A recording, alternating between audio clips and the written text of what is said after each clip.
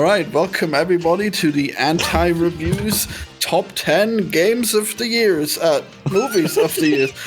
We're doing it live, so I will not have any way of correcting my many mistakes. And also, we're currently doing a Kino podcast. Yep. Hey, everybody. Welcome back to Is It Kino / Simian Jimmy's Treehouse. Florian decided to record his video at the same time, but we are also here with Erich McCoy.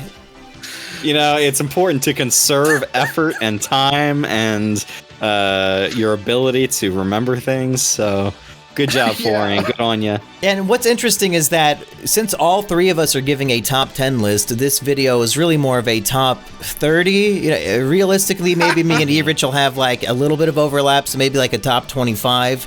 I can guarantee me and Florian will not have any overlap on our top 10 lists. But now, since Florian is making me edit his videos, this is going to be like a 3-hour audio file. Extravaganza. And I have to find all the parts where Florian is doing his list in this giant fucking mess.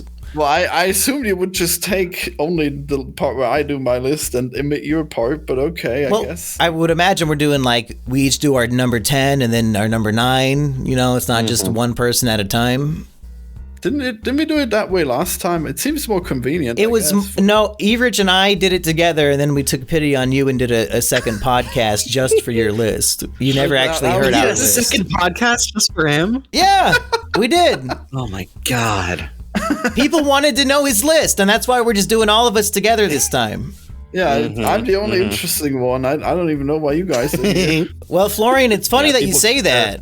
Because behind the scenes this week, Erich and I have been planning a secret game show for the two of us to compete against each other on throughout this entire podcast. And the audience at home can play in the comment section if they would like to. Erich, would you like to explain how this game works? Yeah, Florian. So over the past week or two, I'd say Monkey and I have been putting together what we think your top 10 movies of the year are. So we have the Erich Florian and Monkey Florian top 10 movies of the year that we've compiled as well. And basically, so this is why you thought that this would be the longest video of all time. Okay. Oh, sure. And every time you read off one of your movies, we'll say if we had it on our list.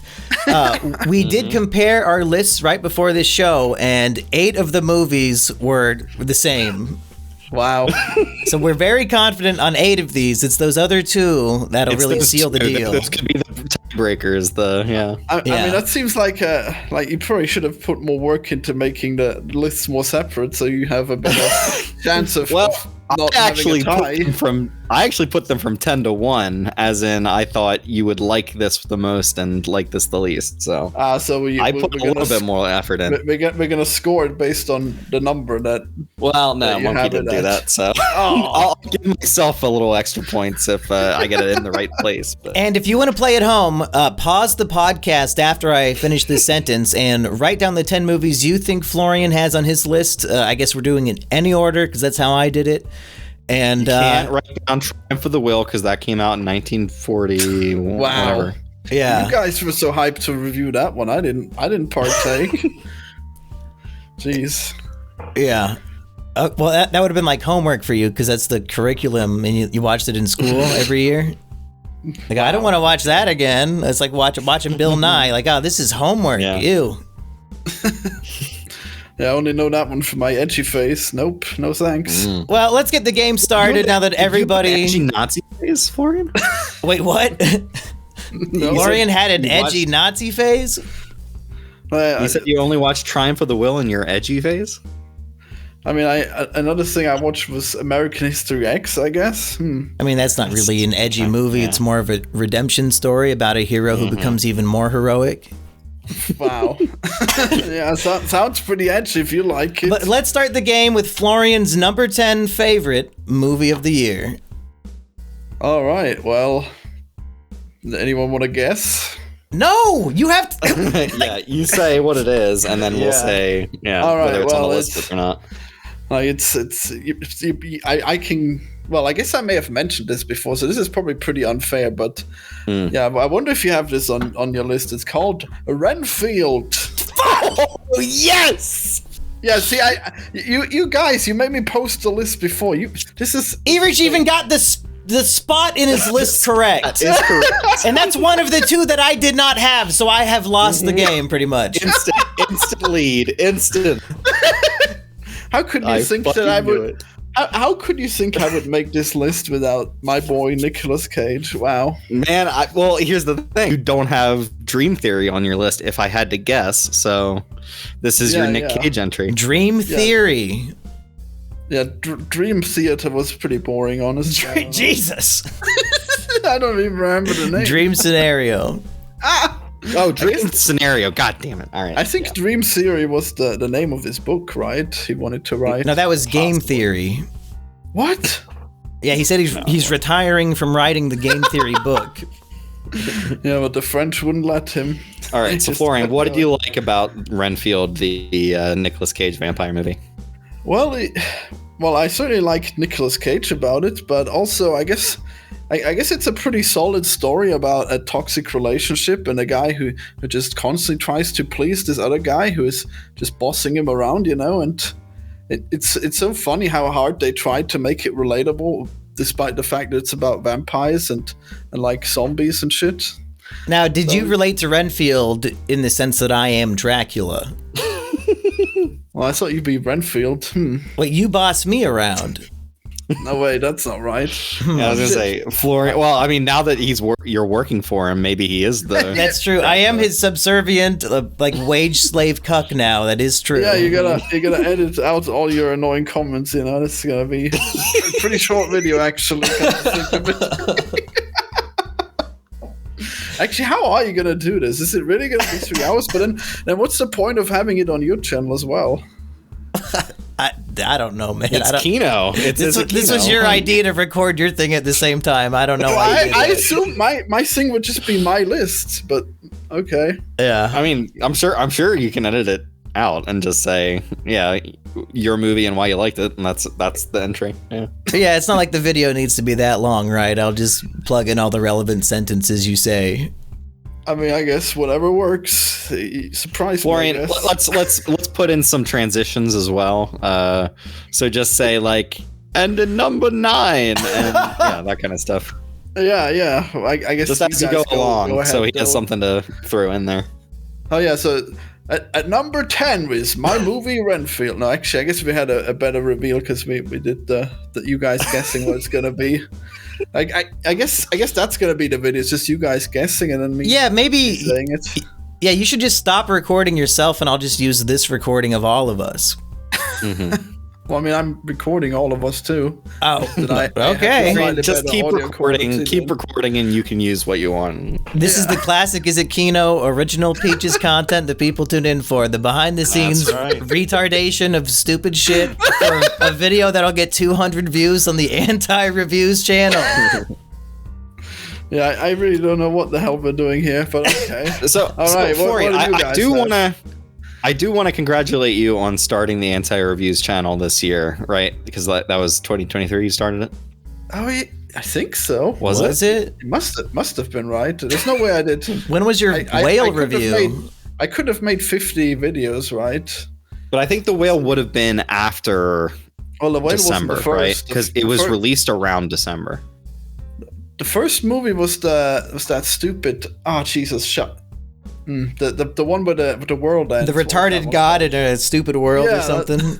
That's my video. The cabin, Knock at the Cabin. What was that movie called? The Cabin. That's it. Okay. Yeah.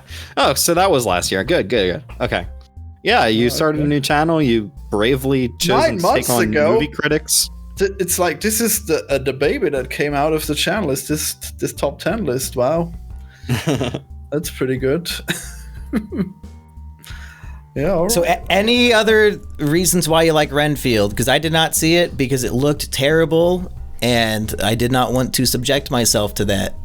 Well, it's really interesting because he has these support groups that he goes to, and he's like, oh man, he must really be like deifying this guy he works for, like thinking he has all these powers, and then eventually Nick Cage just comes and he murders them all to teach Renfield a lesson.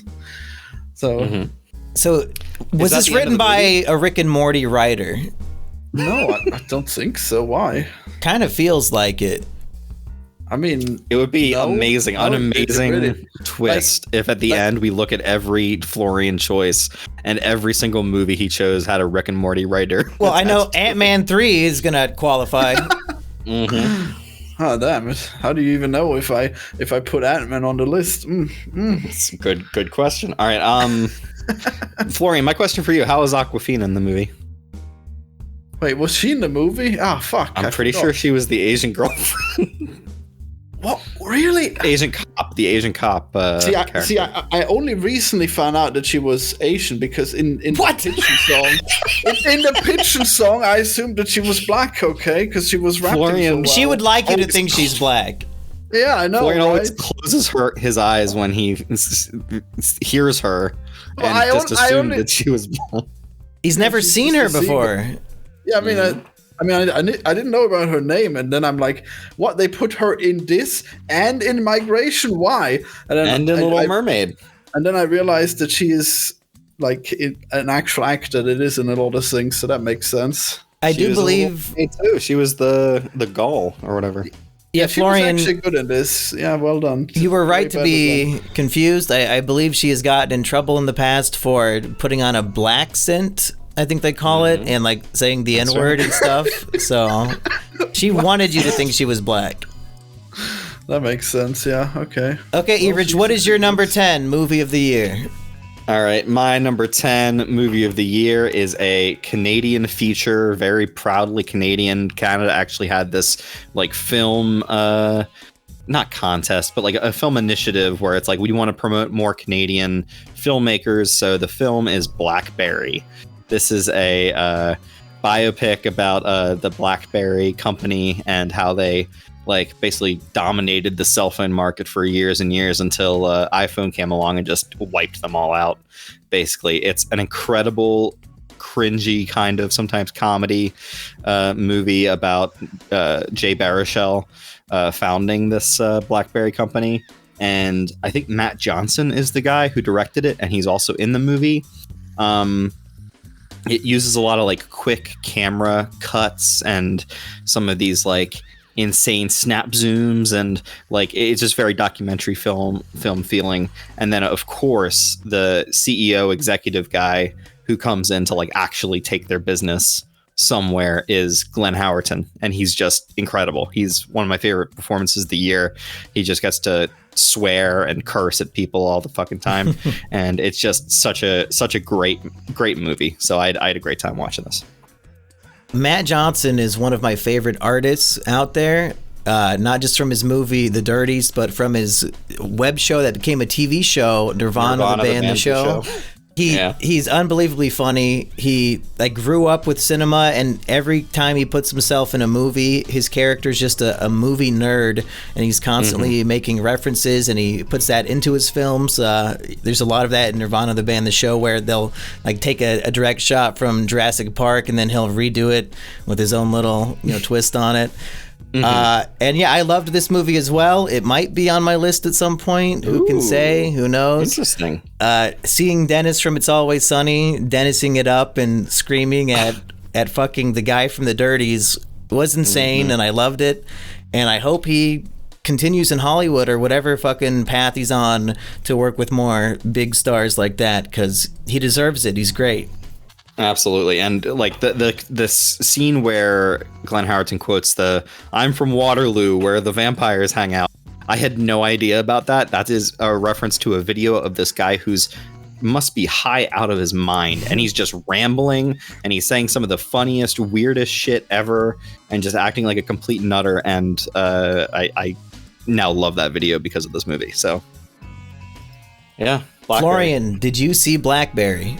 I did not, but that sounds so crazy that this would even remotely be interesting, like a story about the phone BlackBerry.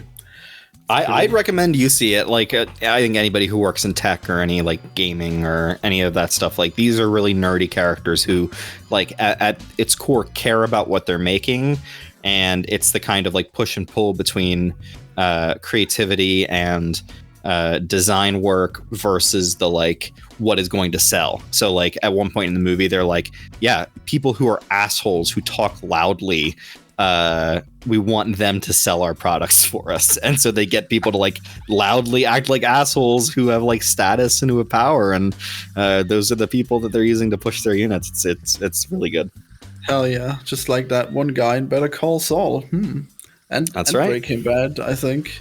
I did see some pushback in some circles from people lumping this movie in with things like the Air movie, like the Nike shoe movie that came out, saying, I'm tired of these movies praising corporations and it's corporation porn. This company doesn't really like exist anymore, right? Like this is more of just like a true, very interesting, exciting story directed and written by a very talented young man. I would not lump this into fucking sucking Michael Jordan's dick.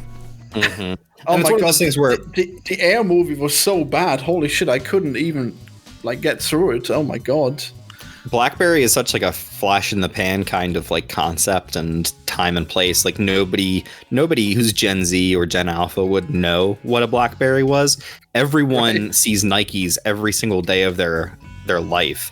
So like the fawning admiration that movie had for its subjects is so different from what Matt Johnson is doing with his stuff in BlackBerry. So yeah.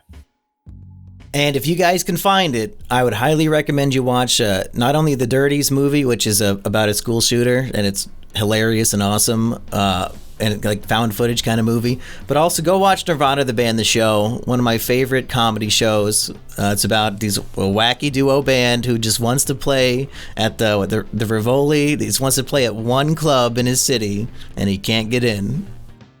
Oh man, I gotta check that out because I love that guy's stuff. I feel like I've seen him in a couple other things, and then he's also in that YouTube video that I saw with like the Wii store shop. That is Nirvana the Band, the show. That's in Nirvana the Band, the show. Yeah, that is the show.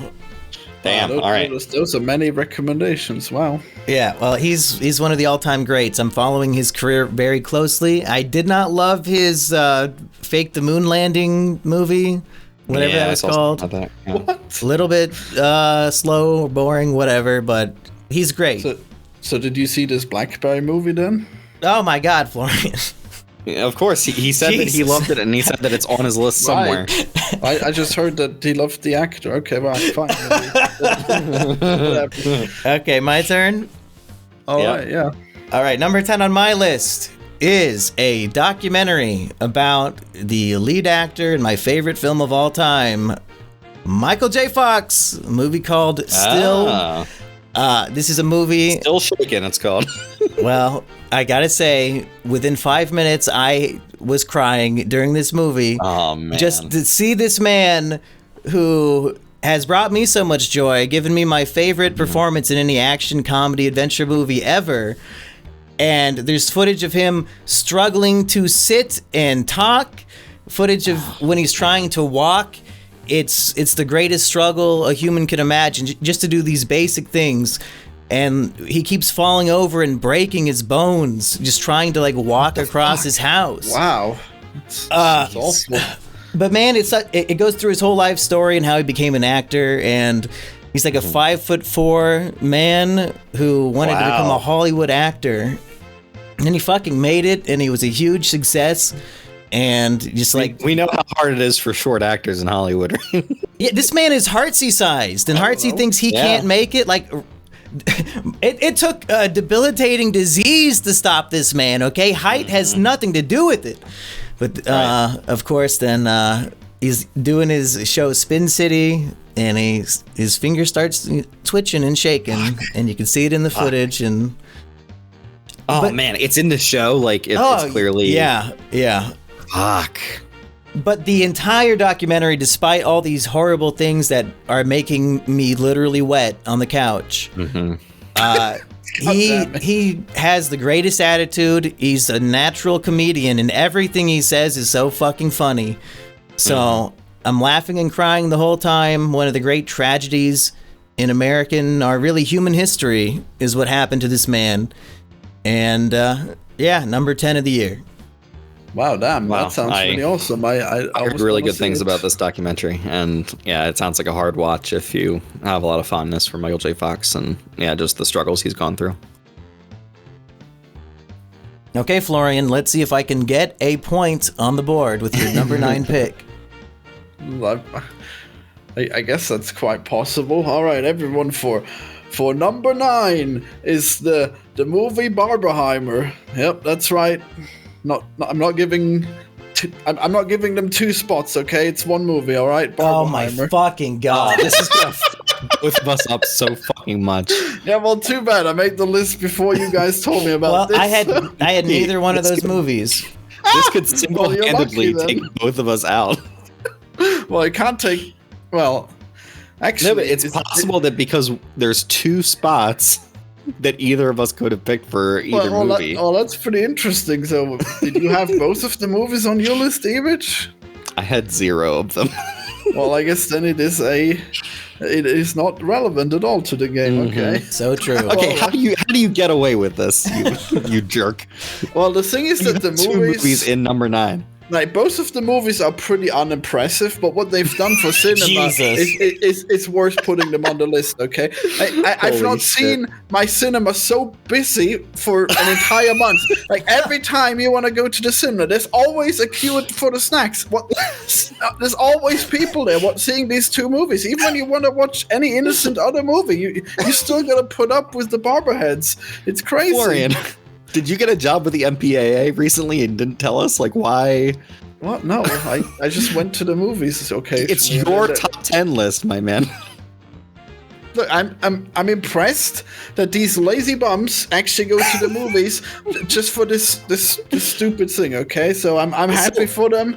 But Anything that's popular that gets people out to the theater, you would put on your top 10 list, not because you like it, because it moves people to see it. Stop being such a piss baby, okay? It's not a little popular, okay? This is breaking the bank popular, okay? This is impressive beyond belief, and it deserves a spot on the list, okay? And like both of the movies combined could almost be decent, all right? Like so, I'm happy with my choice, okay? It's not even that like it's just because of the popularity. You don't seem to like the movies particularly yourself. It's not like you're like, oh yeah, I really enjoyed my time watching these. Well, you say Barbie, both of them together could be an alright experience. Well, I think I gave Barbie like a fairly high score, and it was an interesting movie to talk about. Oppenheimer was a little boring, but I like that people got into the history of it. So, sorry, Erich, I'm about to make you shit your pants. Jesus fuck. We agreed. We have to both guess Florian's top 10. His list just became a top 11. Both of these movies are above Renfield. Renfield is his number 11, Erich. Oh, fuck! Fuck you. Fuck you. And that's how it works. It's his number 11. Nobody has any points. How does this? He has 10 movies above Renfield on his list. No, you don't get it. There's a singular movie called Barbenheimer. Barbenheimer's not one movie. It's 2. There's going to be a movie called Barbenheimer. I'm putting my foot down. Now, you said at the beginning it has to be a 2023 release. Barbenheimer's not a 2023 release. That's 2 different movies. Yeah. So I can still win this game. He's technically winning or drawing. I fucking hate this. Okay. So what's your number 9, Erich? All right, my number 9 is a movie that I know Florian did not like at all. It's John Wick Chapter 4. The action on display in this movie, as in all John Wick movies, is just insanely superb. Some of the best stunt work I've seen on film. When the camera floats up and essentially becomes Hotline Miami, I basically transcended out of my body, and much like the camera was above watching John Wick do all of this mayhem with like fucking flame shots, I was also levitating out of my body. I see that Florian has muted himself. He's probably swearing and cursing my name and insulting John Wick that it ever started as a movie franchise. But I just feel like this is the perfect capper for this franchise. I hope that they don't make any more, because I think this is the best way you can go out. I know that there's going to be a spin-off coming out this year, maybe, called Ballerina with what's her Ana name? de Armas. I don't have a whole lot of hopes for that movie. So Oh. yeah, but yeah, adding, I can't remember what the Asian guy's name is. I fucking love him so much, and I can't remember his name. Adding him into the mix as Kane in this movie is just phenomenal. And if there is further John Wick movies, it should be about that guy, the blind swordsman guy. No way! You can't do gun fu with a blind character. I could not stop rolling my fucking eyes. Yeah, It's Fucking stupid. He doesn't have the Force like in Star Wars. How does he know what's happening? Yeah, He has no fucking hockey. It's gonna go. How is he gonna dodge a bullet? It doesn't matter. It does not He matter. thinks he's Fujitora. He's not fucking anime. Oh, I love Fujitori. Yeah, I bet you fucking do. It's the same character. Well, I'm glad that I was able to omit this movie from my list, okay, and it never got close to making on the list. So I'm glad that we can agree that it should definitely be the fucking last one. Okay, that's true. Yeah. What about the series? Is that gonna be any good? No. Oh no, I didn't hear good things about it. So. But it has Ian McShane. It's gotta be good, right? No, it doesn't. What? It was swear it another does. character playing a young version of Ian McShane's character. Yeah, didn't his character shit. die? Well, No. I thought it was a prequel. Unless I mean, I there's guess a I didn't know different. that It was a long ago. prequel. It starred Mel Gibson. Oh, was the okay. Well, I guess I gotta see it just for that then. Oh man, did he not make a movie? Oh fuck! If he It was a made movie, I should mini put series. it on this It was list. like 2 episodes or something. Yeah, John Wick Chapter 4 was fine, but I don't think I'll ever return to it. All right, Yeah. choice. I have You my know. 4K Blu-ray right next to me. I don't feel like they did too much. I mean, I love that top-down scene. We talked about it in our review, but when I think back, were the other scenes that much different than the first 3 movies? Well, I think there they was did the enough with fat it. German guy. I guess that was the high point. Killer. Yeah. I love him fighting all of those people in the like rain-soaked club. All of these like high Germans just dancing away while he's murdering several people. It's amazing. But does it ever compare to when there's like a guy up on a higher level and John Wick and him are like secretly shooting at each other in public while walking? There's definitely some good stuff, and I don't know if it comes to that, but Okay. yeah. My number 9, we've already reviewed. It is Godzilla -1. Oh, I'd say this is a great flick with a lot of political messages that I already agreed with. So that's why it's even better as a film. Suicide is cowardice, and state-enforced suicide is even worse. So true. And let's try not to sacrifice any human life in the efforts to destroy a giant lizard. But yeah, solid flick, great action, just great characters. You know, everything that you expect from a good movie, they somehow did it in the modern day. Haven't seen a movie like this in America since what? The early 2000s, Erich? Wow. Yeah. What, you mean a Godzilla movie? No, no like movie with a good plot. an action movie that actually has some thought put into it. I mean, I guess I'd like have to Top think Gun about it. Maverick, but this is that's a little more high level than this. I don't even think of Godzilla -1 as an action movie per se. You might have There's a been lot sleeping of- in the theater. I did snooze for a little bit. Jesus. But it's a lot of there's a lot of the stuff is just them in like a bombed out city or whatever, just being like, oh, this fucking sucks. When I say I'll it's a never have smart my action honor." movie, that means the action scenes are built up and you actually care about what's happening to the characters in those scenes. You know, most movies are missing that element. But Godzilla actually moves so slow that it could hardly be considered action. You know, it's just like slow motion action, really. Florian, if you found an orphaned Asian baby, would you raise it as your own? Maybe. Wow. I mean, I guess if no What one would be else the has- deciding has it- factor? Florian? I mean, like if you find a baby and it's actually gonna die if you don't raise it, I guess you kind of have to. Which is the Yeah, whole story the of moral the movie. prerogative is on you at that point. Yeah, I mean, like, geez, you just left the baby there. What are you gonna do? You're as bad as the person who abandoned it if you just leave it there. I know, right? What a shame. I guess you could get away with it if there was also a big attack at the same time, though. Okay, Florian, what's your number 8? Let's see if either one of us can get our first point. All right, number 8, Mission Impossible. I don't even remember what the full title was. Dead Reckoning. Really? Wow. Okay. Yeah. Well, I had that on my list, Rich. I also had it on my list. Okay, Well, it's you all did. tied up. So I guess we both have 1 point now. That's right. But we Thanks to both the agreed to stupid that. the stupid bullshit that both of you pulled. Thank God get to Florian be had my angry back. I get to be angry at everyone tonight. Good. How can you not like this movie? What are you talking about? Well, tell us why it's number 8 on your That's list. why you liked it, yeah. Well, I mean, I guess I was never that much into the series. I remember the one previously was pretty good, but this one, I don't know. It had a lot of heart. I like how he played chase with this woman every time, but he never like committed to killing her or anything. So she just kept bugging him and stealing his shit, and it was hilarious. And then the driving was top notch. Okay, this is what an action movie. Great. Yeah, this is what an action movie should be like. Okay, fucking Godzilla. Do you have an emotional connection to Ethan Hunt? No, you don't. You don't fucking care if he lives. Who gives a fuck? I hope he dies in the final movie. Finally, this shit can be over. He is the living manifestation of destiny. I don't think you're allowed to slander his good name. He's a ripoff of Luffy. He's like, I believe in my Nakama. I have to save my friends. They would never be truly lying to me. I trust that their triple deception is really in my favor. Well, I don't care, okay?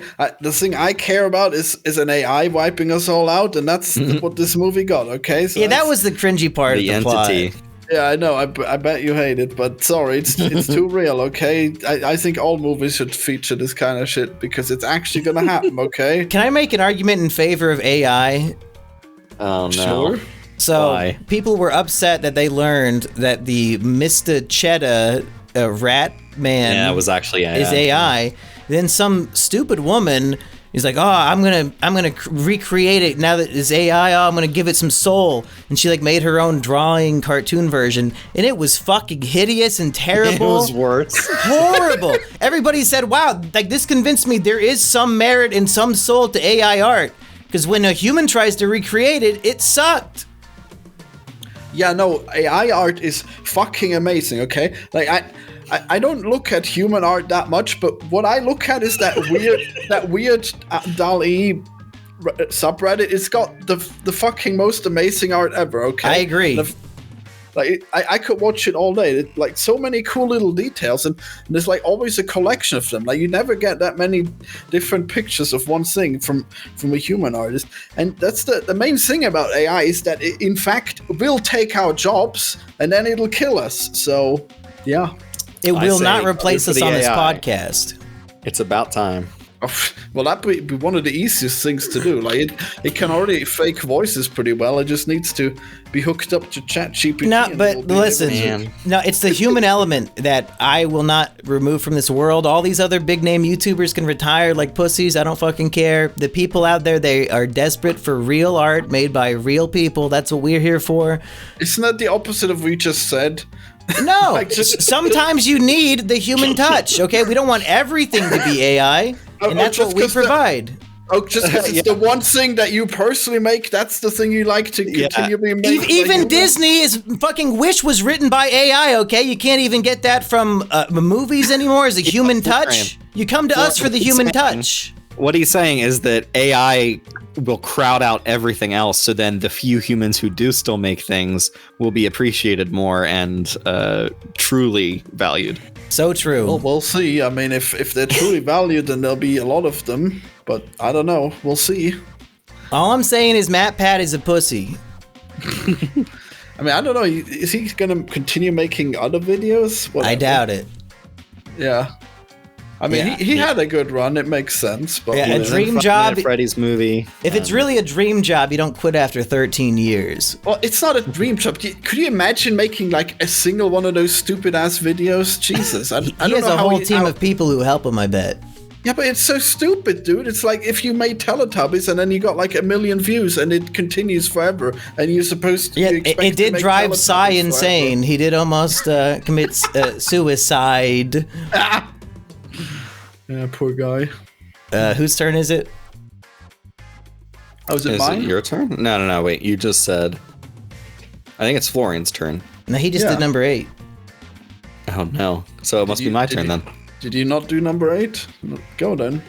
I didn't do number 8 yet. So, okay, so my number 8 is another one that Florian fucking hates. Hope to have those off the list. Actually, they'll be off the list by number 5, I guess. No. It's Beau is Afraid. Yes. This 3-hour plus. I already know where this is gonna be on Mumkey's list. Where? You want to place a bet? Well, I'm gonna say it's number 1. You already mentioned this early on the podcast. Well, not this Are you gonna put your money where your mouth is? No, because you're so proud of it. You probably put it number 2. Probably found something else. Well, it was my number 8 because it is a 3-hour plus anxiety epic of one man's fears about the world coming true in every worst possible way. And I had a great time with it. I was laughing in the theater. A couple of people who were also on that wavelength were also having a great time watching it. I don't know when the next time I'm going to revisit it is, but I think I will have a good time with it then as well. What about all the other people? What did all the other people think about it at the cinema? There were some people who left during the movie. Yeah, makes sense. What was it that pushed them over the edge? I don't think it was anything particularly bad, but I think they just were not vibing with it. Maybe they got thirsty for paint and went to go get some for themselves. Possibly. Yeah, that paint looked delicious. Kill themselves because there's so many images in the movie that I just will never forget. The pink drinking is one of them. The penis monster. Florian hears penis monster and he starts moaning. That was the worst penis monster I've ever seen. Okay, Jesus. How many have you seen? I mean, probably like 10. I don't know. Was there a penis monster in Rick and Morty? I mean, in the very first episode, it's like, oh, you look at this thing just lumbering around, and it's like pretty penile. And there's actually like a million penis monsters in Rick and Morty. It's like the guy who's under the blanket and he's humping, but it turns out he's just like a camel guy, you know? Do you see a penis monster every time you take a shower? Yes. Wow. You need Well, that's why this podcast is brought to you by Harry's Razor. When Florian, whenever you take a shower, do you look up and see a man clutching the ceiling and about to fall down on you? Yeah, that's definitely a common fear I have. That's why this movie is so relatable to me. It's just like I'm just like constantly afraid of zombies and people doing really irrational things in front of me. Damn, such a relatable Back to Front, movie, probably one of the funniest movies I've seen this year. So Beau is Afraid, loved it. Yeah, I'd say it's the funniest movie of the year with the funniest performance of the year from Joaquin Phoenix. Holy shit. Mm-hmm. Yeah, watch my video on how it's unwatchable. Yeah, and post a comment about the editing. Actually. Yeah. That was the editing from you. Yeah. We talked about this on an episode already. All right. Okay, my number 8. Wait, didn't you just? Oh, Jesus. No. How many prayers do I have to say today, Florian? Baby Jesus is tired of this. Well, go ahead. Well, speaking of the baby Jesus, and my apologies, but my number 8 is The Sound of Freedom. Oh, wow. Listen, I have an IQ over 62, so I can separate art from the artist. I don't care that this was made by crazy Christian people. I don't care that Jim Caviezel was accused of many things. Oh wait, is this the movie where they fear for their freedom of speech, so they have to run away and it's like zombies and shit? I swear I've seen this. Whatever, go ahead. It's a true life story, biopic about a man who quits his job for the government to pursue full-time like saving kidnapped children. And for some reason there's like a political controversy. I really don't care. I approach every movie as a movie, and it was thoroughly entertaining to me. A more high-tense action thriller than Godzilla even. There's a funny stereotypical pedophile character who gets like tackled while like uploading child porn. It's very funny. What is the stereotypical pedophile character? Like Rusty Cage glasses, little mustache. Oh yeah, like John Waters basically. Sure, yeah.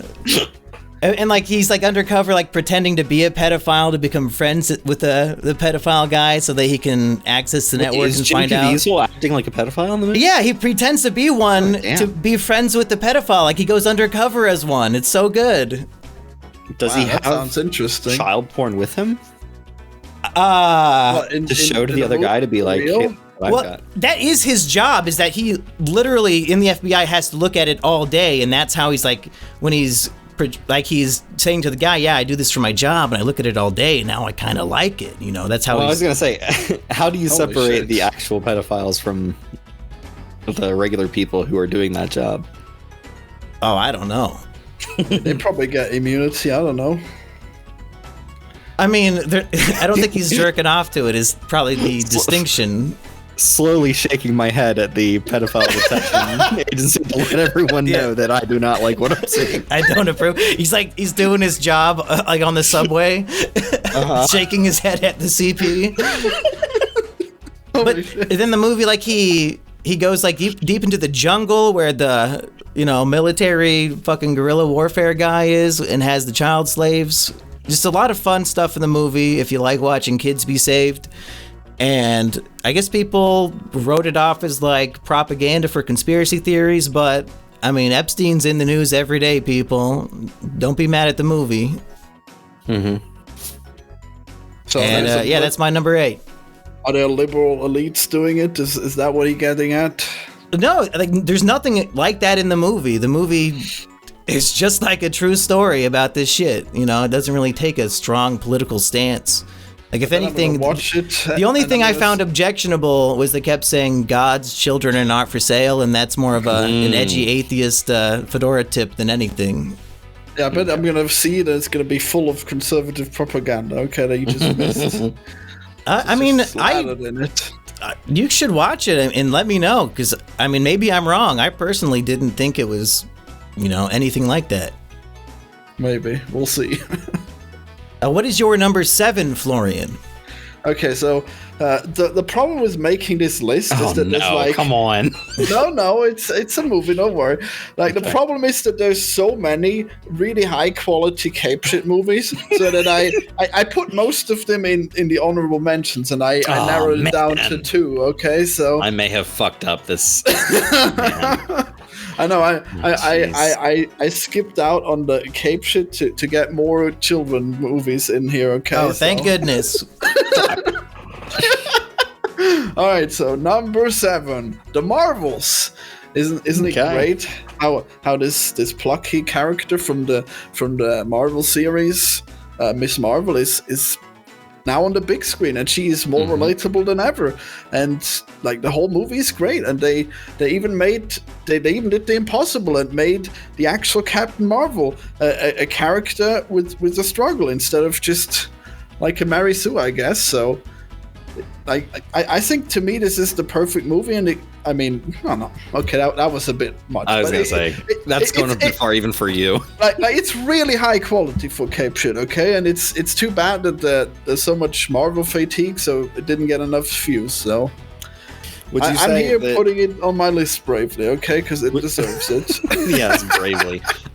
Would you say that this was your favorite superhero movie of the year? Well, the 6th spot would disagree with that one, but yeah, okay, it's pretty close, All right. Erich, did you have this on your Florian prediction? I did. I had it at number 2. Oh wow, yeah. Holy shit. You were way higher than. Well, I also had it on mine, so now we're tied at 2 and 2. Mm-hmm. I guess I got some internalized cape shit fatigue. Okay, maybe it should have been higher up on the list. Who knows? And Florian, The Marvels is actually on my top 10 as well. Hell yeah. He actually thinks I'm being serious. Oh, my heart is literally broken. Okay, jeez, you're always hitting me with that sarcasm that I can't spot. It's not fair. I'm abusing his autism. Yeah, it's beating me up. It's awful. The joy I felt when he said Renfield at the beginning of this podcast is now ashes in my mouth as I'm looking at my list and looking at all the superhero movies I put there. And mine's nothing but kids' movies. My only hope is that Monkey put as many superhero movies on here as I did, but I don't know. Nope, he didn't. Nope, that you have one that I did not have. Jesus. But if that's his next movie, then you'll take the lead, because I don't have it. Could be. Yeah, All right. you have to flip a coin and hope he picked the correct cape shit. Right. All right. I'm sure you're lucky there. Are we done talking about the Marvels? Do you have any more points you want to make? Did you even see this one, Rich? No, I did not see the Marvels. Missing out. Who reviewed it with us? Weekend Warrior. Oh, a poor Weekend. Ant-Man and the Wasp: Quantumania is my... Quantumania will be my last Marvel movie in theaters for quite a while, probably. Oh no! Yeah, it broke the mold. Huh? It's so good. Nothing else could didn't see it in compare. theaters. I waited for Disney Plus. Oh, wow. It'll just be the last Marvel movie I watch. Even when you can watch them for free on Disney Plus, wow. I don't know. We'll see. We'll see if I get to that. Well, watch the Marvels. Jeez. Yeah, maybe it'll be number 7 on your list. Yeah, maybe it being on Florian's list will change my mind. All right, so my number 7 is a movie I saw just 2 or 3 weeks ago, Ferrari, with Adam Driver. This is a... Was it found on the road dead? No, although he did kill several people with one of his cars. And then Tony had to fix it again? That's right. Okay. Fiat and Ford. And what did Sneed have to say about that? I don't know if Sneed says anything. Only one person in the comments appreciated that 5-minute bit that I was doing. Wow, incredible. I hope they're happy. Yeah, this one's for you, buddy. It, don't you? All right, so Michael Mann makes movies about men. He makes movies about men who are driven to do the thing that they're good at. This movie is about Enzo Ferrari. His company is nearly bankrupt. His wife, who hates him, tries to shoot him in the movie, will not give him the time of day or the money he needs or the control over his company he needs to do what he needs to do. His son, who has recently died, has left his marriage in shambles, and he is wrecked from it. And this movie is about him trying desperately to keep things together. He also has another family on the side, played by Shailene Woodley, who was probably the weakest performance in the movie, but I didn't think she was that bad personally. But Penelope Cruz is amazing in the movie. Adam Driver is undoubtedly not Italian, but he is great as Enzo Ferrari. There's a lot of good racing elements in the movie, and I was just moved by how much compassion the character had and how much it drove him to do what he had to do to keep his company. I did recently get into Formula One, so that I'm sure that's helping this movie a little bit, but I love Michael Mann movies, and this is another great Michael Mann movie. So yeah. I'm sorry I missed that one. It probably would have been pretty good. How does it compare to Gran Turismo? It's no doubt better than Gran Turismo. About as good. One. Won't stop now. Can't stop now. Okay. Trying to think of other things they say in the trailer. If you die in the game, you reset. You die in. Wow. That was a terrible line, wasn't it, from the movie? Mm-hmm. And it's only number 2 on Florian's list. Yeah, it didn't make it. Mm-hmm. Well, speaking of great video game movies, technically, maybe number 7 on my list is the Dungeons and Dragons movie. They probably had. Hell yeah! It was probably a video game at some point, right? Yeah, for sure. Florian, I don't know why you're putting these Marvel movies on your list, okay? They made the best Marvel movie in the last 5 years, and it's called Dungeons and Dragons. Absolutely. This is what cape shit should aspire to be. Yet again, the whole point is we need to have characters we care about going on an epic journey that makes sense. And with a great power system, if you can have superpowers, be creative with it, do shit we've never seen before. They got portal technology in this movie that was revolutionary in film, and I thought was a lot of fun. Got a shapeshifter who becomes different animals to escape from things in different ways. They thought about it. That's the whole point. Yep. They didn't throw the movie together in the editing bay. They thought about it as they were making it, Florian. Yeah, I mean, the main thing about Dungeons and Dragons is that you come up with a story, so imagine how bad it would be if they didn't do that. Yeah, it'd be called The Marvels. Wow. These are the Terrible. Game Night guys who directed this movie, and I think they show a great amount of ingenuity and care about where their camera is, and just this is what you want a big budget movie to be, right? Absolutely, Yeah, and that's why it sure. flopped, and it probably lost some money. It may have done well enough to get a sequel. Can they go the Godzilla route and try to make the sequel for like 20 million just so that they can make a profit? We will see. Will they have to go to Japan for that? Sure, use their slave labor. Wow. Okay, Florian, what is your number 6? It is Ant-Man and the Wasp Quantumania, worst name ever. We both have that, don't we, Erich? We do. That's right. Uh-oh. I guess All right, another Florian. tie. I did actually see this movie. You need to explain to me why you have this on your top 10 list. I Yeah, even listened to the episode of you talking about it. Even I would And say The that's Marvels still- is better than this, so I'm shocked you have it above The Marvels.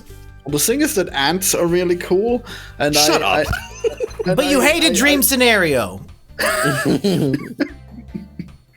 Were there ants in that? Wow. His whole He's thing a- was that he's he an wants to ant do the ant intelligence. Yeah. Right. I mean, I guess that was a pretty good pun. That was pretty redeeming, you know. But Yeah.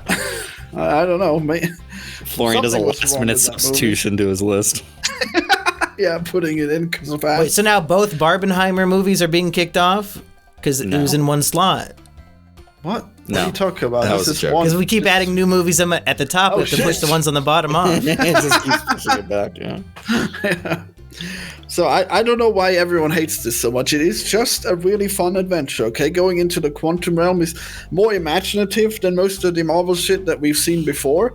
So I don't know how anyone could be like, oh yes, the Civil War, that's a movie that needed to exist. And then Ant-Man goes into a completely new world full of mystique and mystery, and it's and everyone's bored by it. I don't get it, okay? Maybe it's the autism in me that makes me really like the colorful shit that's happening here, but I It's don't not know, it colorful just though. works. It's shit colored. No, it's colorful enough. Come on. It's like dark purple. It looks like a bruise most of the time. Wow. Like, there was a guy who wanted holes, okay? It was cool. Yeah, that's a Rick and Morty joke, my man. I had to edit the 11-hour video Florian made responding to Mahler's review of this movie. So I've seen the clips and scenes of this movie probably as much as the editor of the film itself. And I got paid a lot. I never need to see a frame of this movie again. Yeah, except Okay, for when Florian. you edit this, or maybe you just put A Bug's Life from Florian. back in my childhood here instead. Florian, I desperately need to know because I did not watch the movie when I saw the review that you guys did. And then I watched the movie and then I went back to the review and you don't seem to like talk about the character arcs of this movie, which are not well done at all. So, Cassie Lang starts and she's saying to Ant-Man, "You're not doing enough. You're not helping people." And like, I want to help people. I want to pitch in.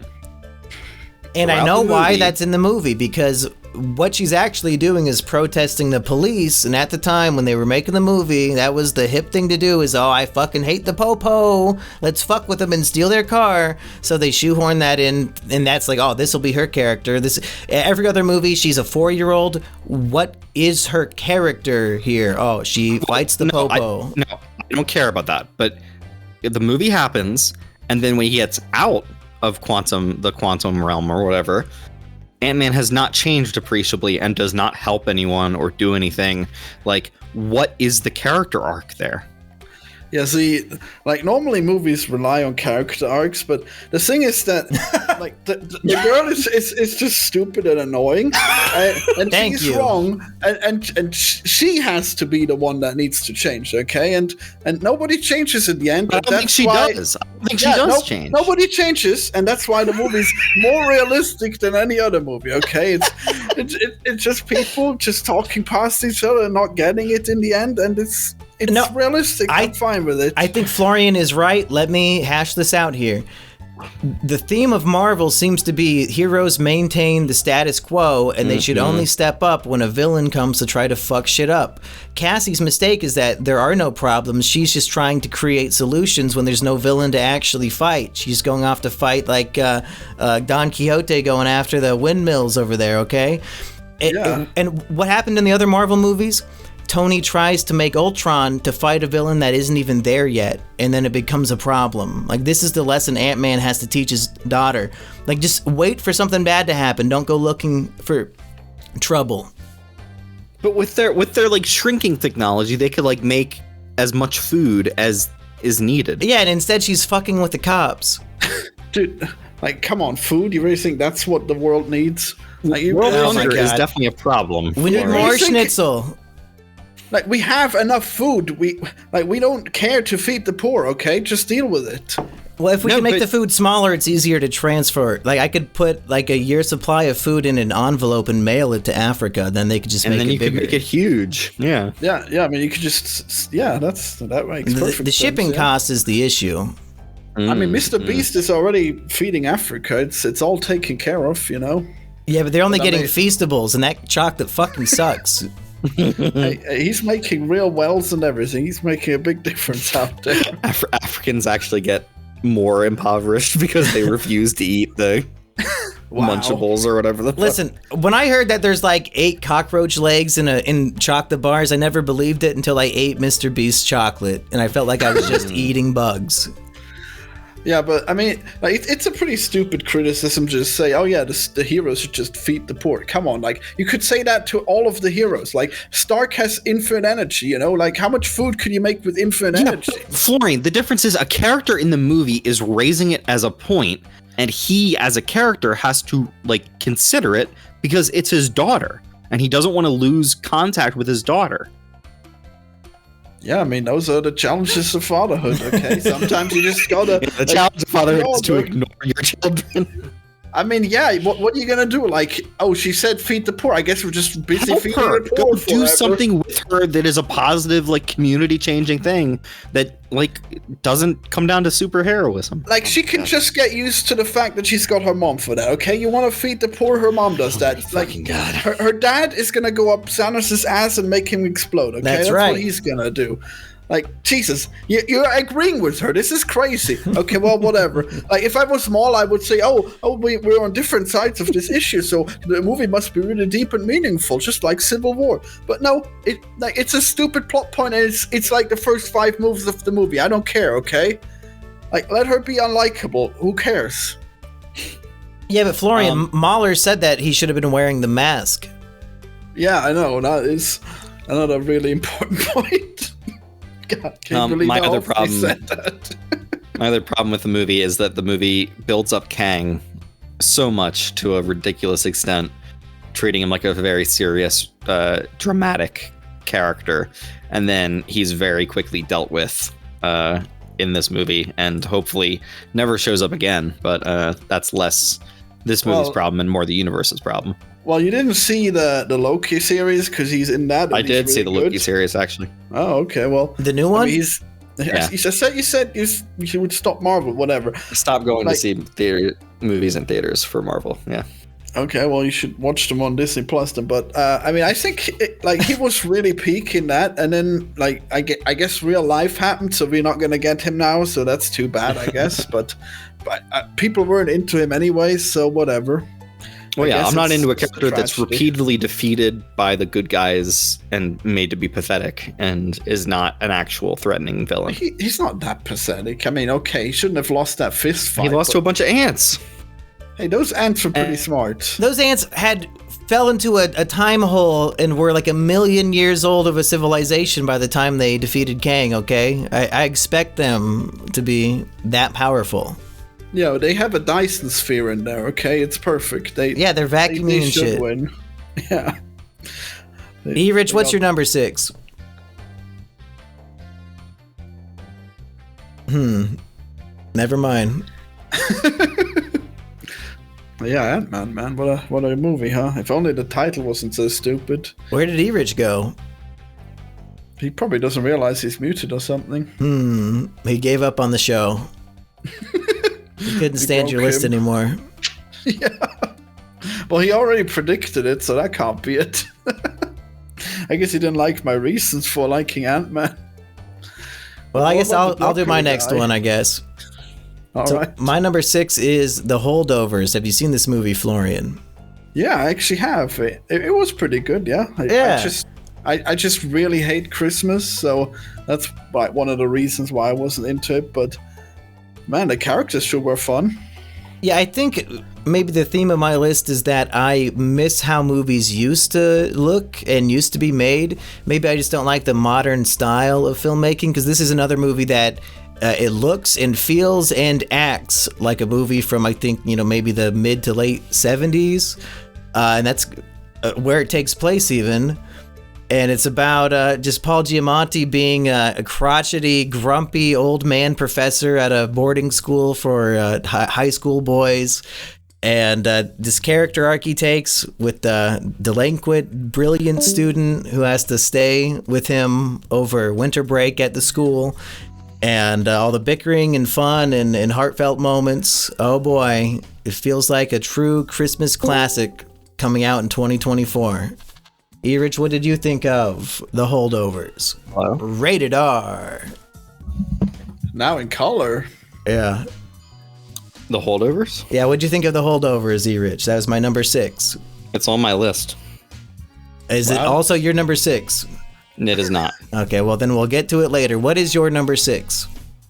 My number 6 is Killers of the Flower Moon, the Scorsese movie that I did not love as much as a lot of his other movies, and partially because I already read the book that it's based on, and I found the film adaptation to be a little bit wanting, but just a rousing, incredibly sad story of the destruction of the Osage people by the evil white man. Leo plays a very hilariously idiotic man pretty well, so it was a good performance from him, and I hope that what's her name wins the Oscar for Best Actress. What is her fucking name? You don't want me to guess. Yeah, it was definitely a good movie. Yeah, it's one of those, I like it. I don't know if I could say I love it. It does hurt the film that it's 3 hours and 40 minutes. Like I don't know if I ever want to rewatch this one, and I can't justify putting a film on my list that I don't want to rewatch. Well, I agree. I enjoyed how long it was. Lily Gladstone. I hope she wins for Best Actress, because like every time she was on screen, it was just like, oh damn, she's like tearing it up.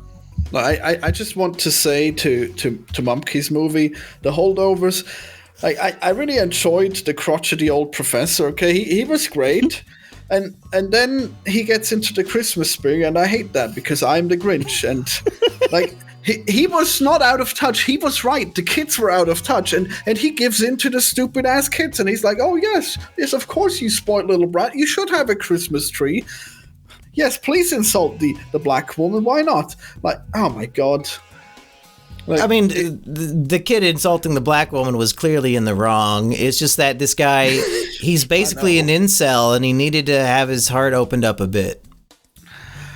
I don't know. I just think that Harry Potter's raised me to think that the crotchety old teachers that are really strict are just always in the right, okay?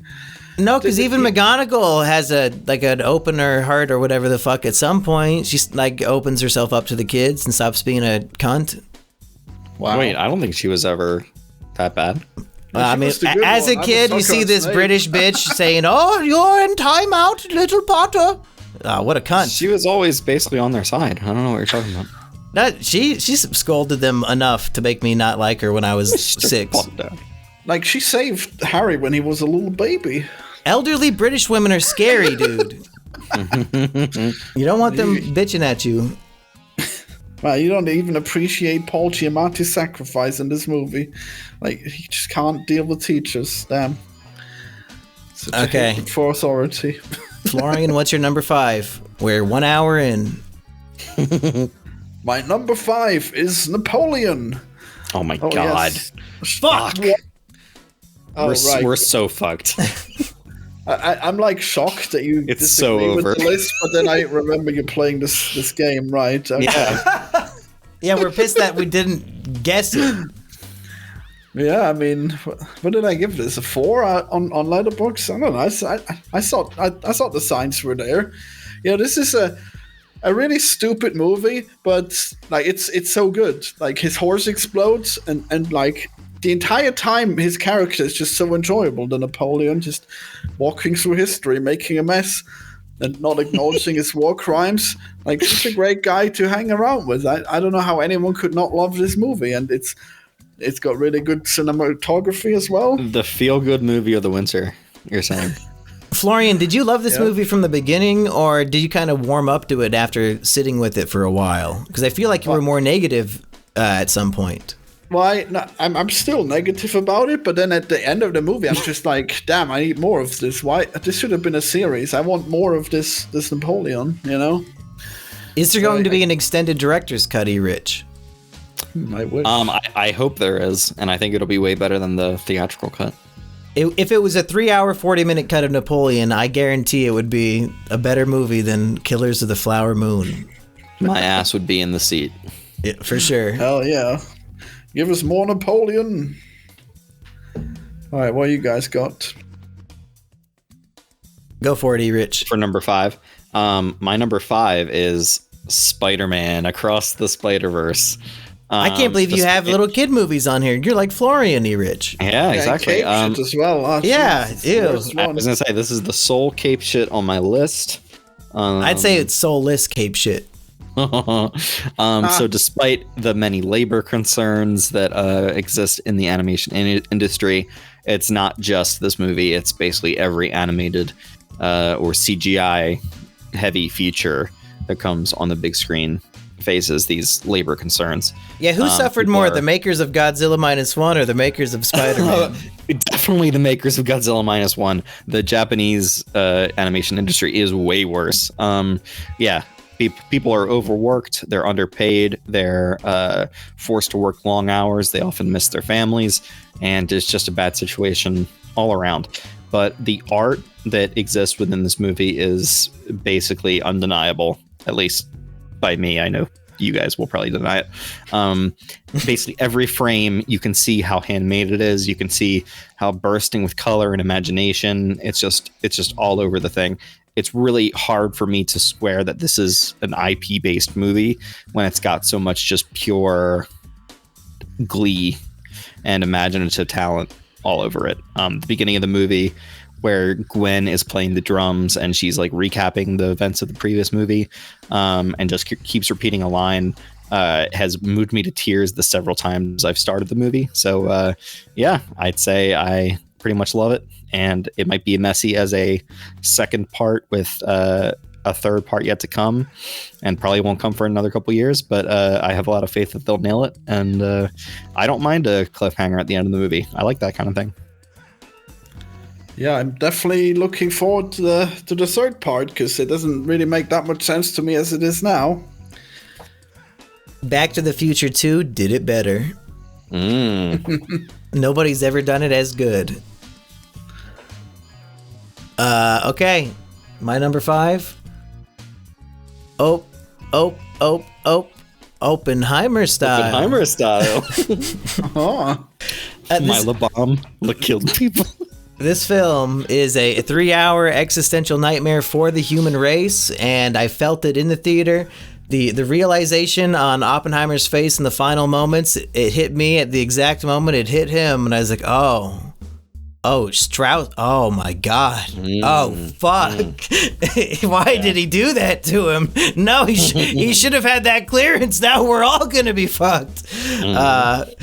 Some say it's Christopher Nolan's best. I'm a midwit pleb, but I'm still leaning towards Interstellar and Inception. But this might be a close third for me. Any thoughts on Oppenheimer that you haven't shared already, Florian? Well, I think I liked it a lot until it was just courtroom scenes. So I guess I liked the first half a lot. Yeah, I think maybe.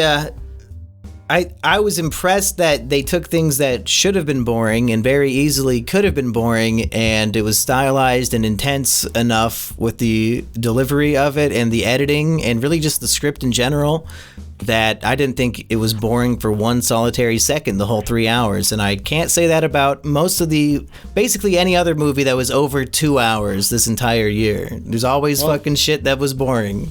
You know, maybe I just have to give it another try, because when I watched it, I was really damn tired. So the fact that they just went Oh, man. You're doing yourself a disservice if you were tired. Yeah.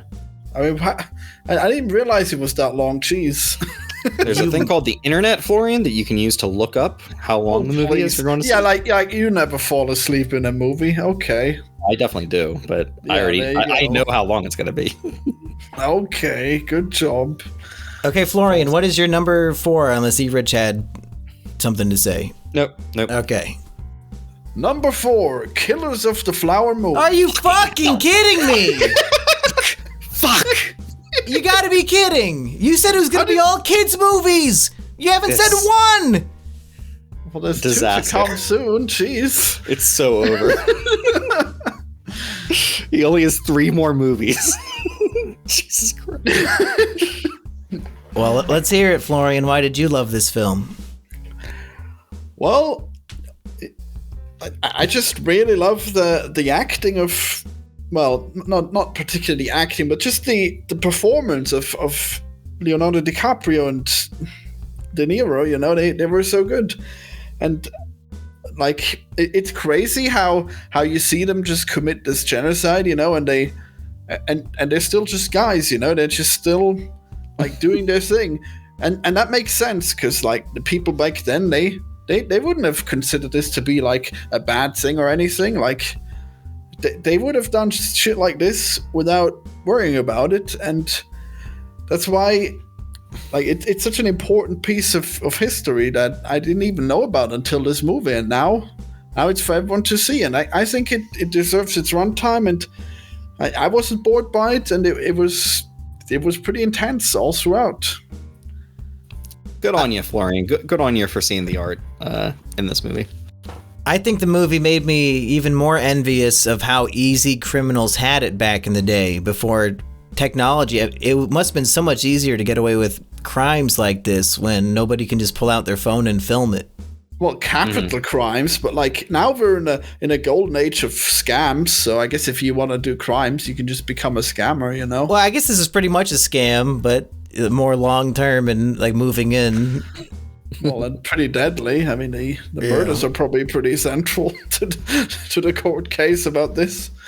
Yeah, but I guess he didn't really like. He got out after like a few. Was it like 20 years? How long was he in prison? That was crazy. The book talks about this guy Blackie. I can't remember his last name. Blackie Thompson, maybe.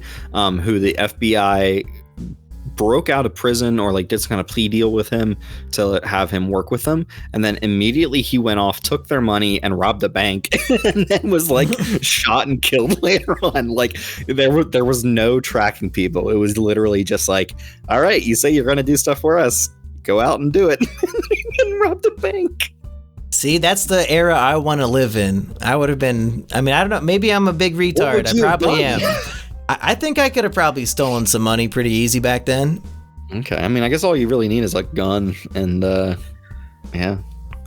I mean, you could probably be much easier off just scamming people, you know? It's probably be pretty risk-free and easy. Well, and modern day folk are so more exposed to psychology and like things, how to trick people.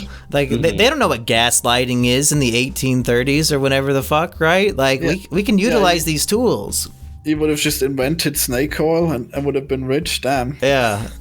Like these people don't know how to read Shakespeare. They don't know all these fucking tricks of the trade. Damn, you would have just used all your future knowledge to scam them? Wow. Yeah, why not? Probably would die of syphilis if I had to guess. Just the worst Back to the Future character or something. Erich, what is your number 4? My number 4 is your number 5, I think, Oppenheimer. Oppenheimer style. This is absolutely Christopher Nolan's best movie. Fuck off. It improves as it goes along. The third hour is the strongest hour of the movie, clearly.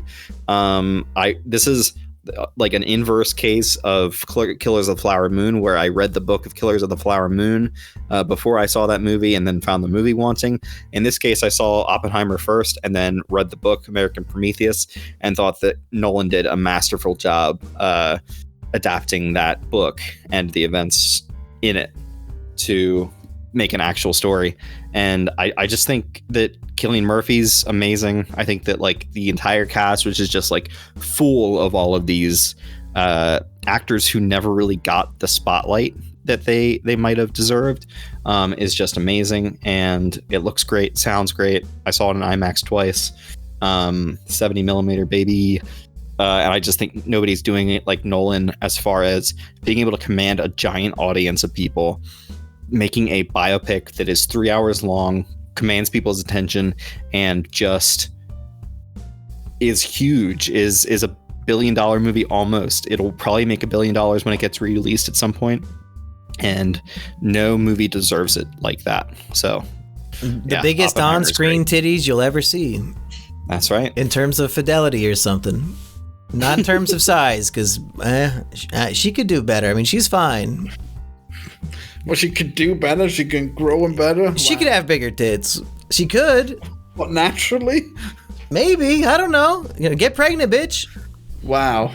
That's how it works. Those big naturals, mommy milkers, Florian, they get bigger.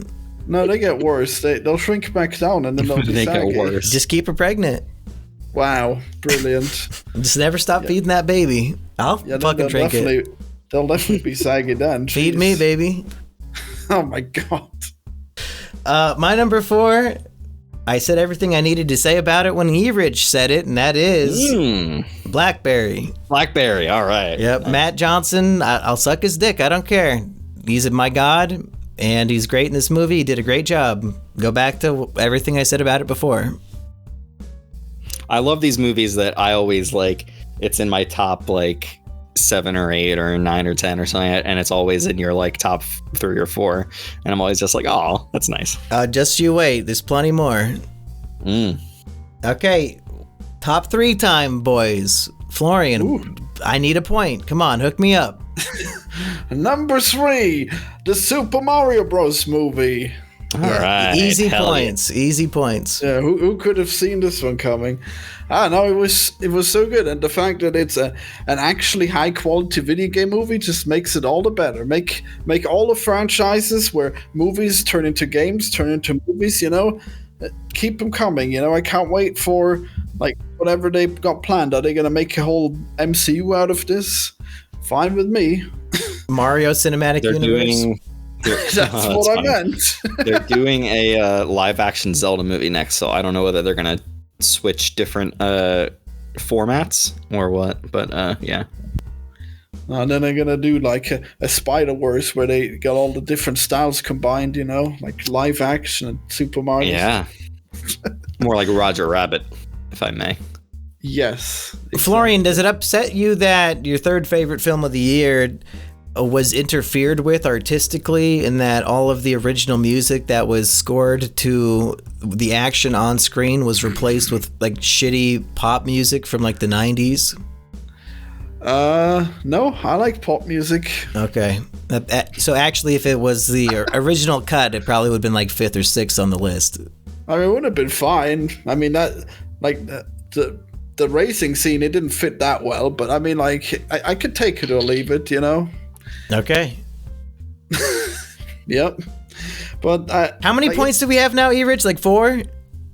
I've got 5 if you don't count, or I'm sorry, 5 if you do count Renfield, 4 otherwise. Okay, so we both have 4 is what you're saying. Wow. Yes. Interrupting my great list with your silly game. All right, so Mario is a cool character. Oh, you're still going on Mario? Okay. Oh, damn. And he's got a... I need to call Emp Lemon in here. Florian just describing the concept of Mario. Keep going. Florian. Look, We're only an hour and 20 minutes in. Go ahead, explain what Mario is. We see the Super Mario Bros. In the game, but we don't really think about the brothers, and the brothership is the best part about this movie. Okay. Did you say you're hooked on the brothers, Florian? He doesn't think about them. Is that a thing? Damn, being hooked on them. Like, it's in the Mario movie, Florian. That's the fucking song they do at the beginning of the movie. Damn, it's been a while. It's based on a thing from the 80s. Oh, I'm glad I didn't know what you were talking about. Jesus Christ. I would have been embarrassed if I caught the reference. I didn't even like the movie, and I know it better than you. Jesus Christ. Well, I don't know. You must not know it that well.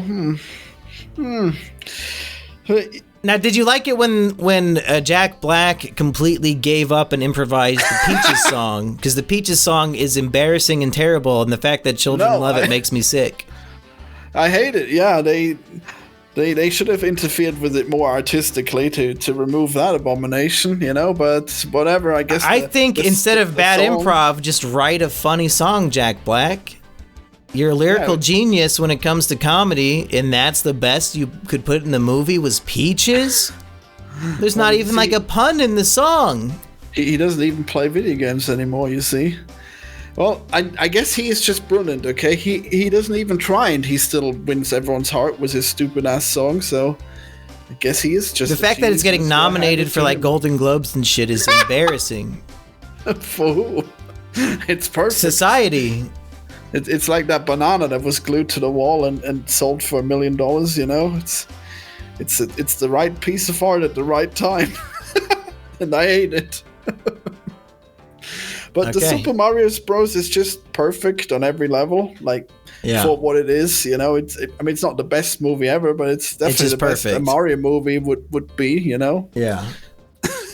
So yeah, if you haven't seen it already, you're really missing out. Watch the Super Mario Bros. Rated R. It starts Friday. Playing it. It's now playing at a theater near you.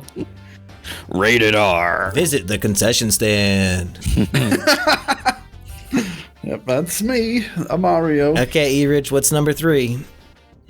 Number 3 for me is a movie called Anatomy of a Fall. This is a movie I saw a couple of weeks ago.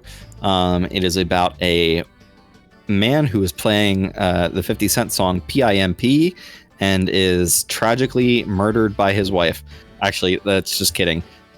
We don't know who murdered him. It is a mystery throughout the movie, and it is a shocking look at this married couple's life. It's about their several fights that they have throughout the movie and how much you can glean from those interactions and how much you can know about a marriage from the outside.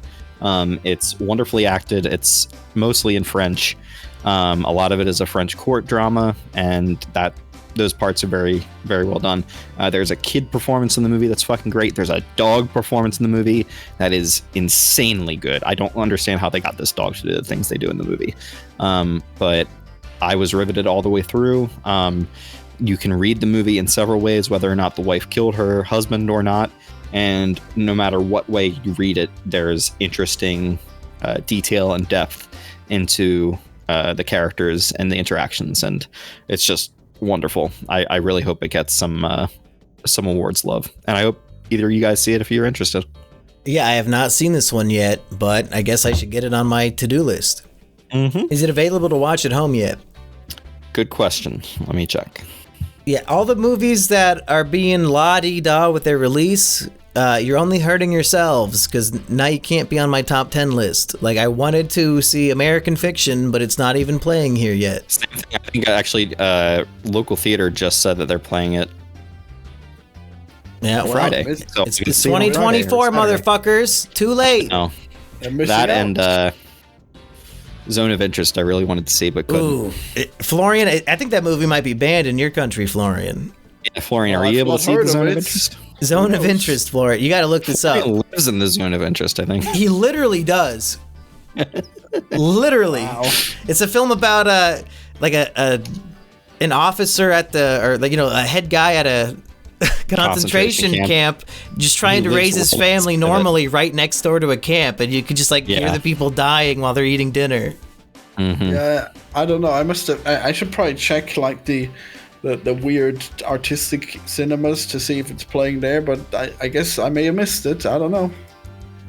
Looks like you can pay to see this movie, Anatomy of a Fall, but I don't think it's available for free streaming anywhere yet. Oh wait, so I can torrent this at home? Possibly. Oh, cool. Well, maybe that'll replace Still on my list, but I highly doubt it. Is it my turn for number 3? It is your turn. We've done a whole Kino, and we briefly talked about it already, but it's Napoleon style. Oh, wow. Dang. Hey, yeah. At one point I said Napoleon was in my top 2. It got pushed down to top 3, but it is an instant classic of Joaquin Phoenix comedy. A man getting cucked, and he doesn't stand for it, and he also doesn't stand too tall. What a tale. It got me interested in this historical figure for the first time in my life. Never really researched or cared about this, much like most generals and shit. Just don't give a fuck. But to present the story in this way, where it's a comedy about his relationships, a lot more interesting to me. And maybe I'll go and read some of his hilarious letters that he wrote to his wife, because that sounds like the main appeal. Where he's like, don't wash. Yeah, he's the sick little freak. And speaking of sick little freaks, Saltburn better not be on anybody's list. Don't you worry, my friend. Thank goodness. I didn't even see it. Oh, good. Okay. Wow. Florian, what's your number 2? Number 2, Migration. Okay, we both have that one. Fuck yes. Yep, Erich thought it would be your number 3. Yep. Oh, well, I guess you didn't expect it to beat Super Mario Bros. No, he has Mario as number 1. Ah, wow. Well, I guess you definitely didn't expect it to beat it then. Okay, so Erich is coming down to his last pick. It's either a tie. Either of us. Yeah. And wow. I think I've got it, Erich. God fucking damn it. I have no confidence in any way whatsoever. Yeah. Wow. All right, Florian, what's so great about migration? I knew nothing about this other than it's about ducks. So, where do ducks go? You know? Amazing way to open this. Now, you see the movie, you don't really wonder. You see them go to New York, but ducks don't migrate to New York. So I thought, is this a movie where the ducks go to Africa? I gotta see this. Are they gonna? That's a long flight path. Duckonda forever. I mean, where else would they go? Like, where would you migrate where it's warmer? South. Africa, right? Well, I don't know. I believe this movie, okay? I swear ducks go to Africa. The whole point is they way. fly south for the winter. I mean, Africa's south. It's an American thing, I believe. Is it? Oh, I guess. Wow, how did they manage? Well, I mean, whatever. Florian, what is this movie teaching you? You fly towards the equator. It should be anywhere in the world they would fly south, unless they need to fly north. Yeah, I mean, I guess if they go to New York, how did they manage to get to Africa? Well, anyways, they go to New York, and then they meet this African bird that has been locked in a cage, and they have to free it from this crazy ass chef who's just cooking ducks all day, you know, and they have to go to his kitchen and steal the key that he carries around his neck to free this African bird, so they can go to. Actually, I don't even know. Now I'm not sure if they go to Rio or if they go to Africa. Wow, and I'm confused. This is terrible.